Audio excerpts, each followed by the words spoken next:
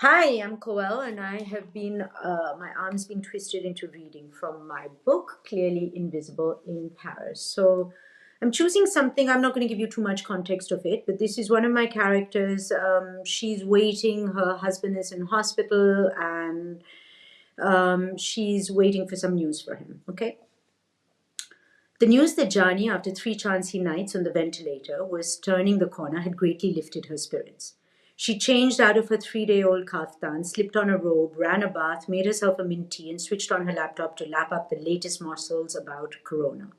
Knowledge was power, after all, and the more she educated herself, the more useful she could be to the situation at hand. She found herself thanking the mother she couldn't stand for instilling this discipline and desire to arm herself with information. What she found online was an ocean of ignorance, along with a horrifying mine of conspiracy theories. No one knew anything, yet everyone felt compelled to share the nothingness of their knowing. She felt her jaw tighten and her body tense up. This virtual window she was looking through had a very real repercussions on her physical being. People are such idiots, she thought. Those in power were expounding beliefs that went against common sense. Why make statements that they knew they would be forced to retract in the coming months? It was befitting that her generation should face an enemy to civilization that wasn't wielding guns and tanks or sporting military insignia in a foreign language, but an enemy that came out of the breath of the person closest to them.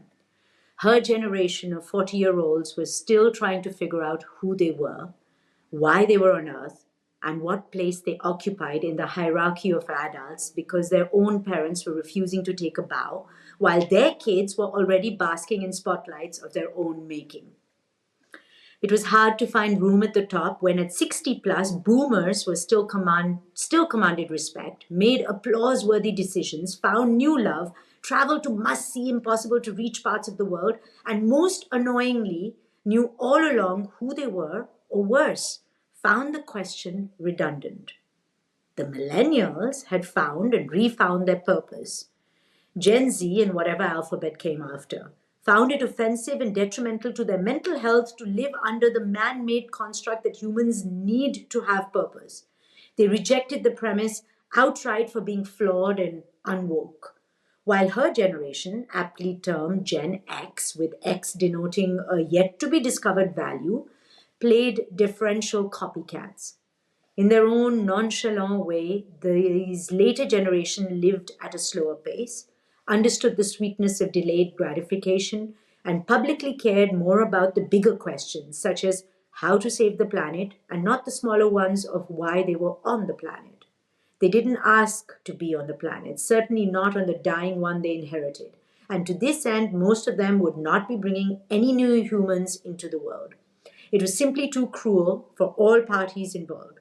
For them, this invisible war was proof of nature raging against Gen X.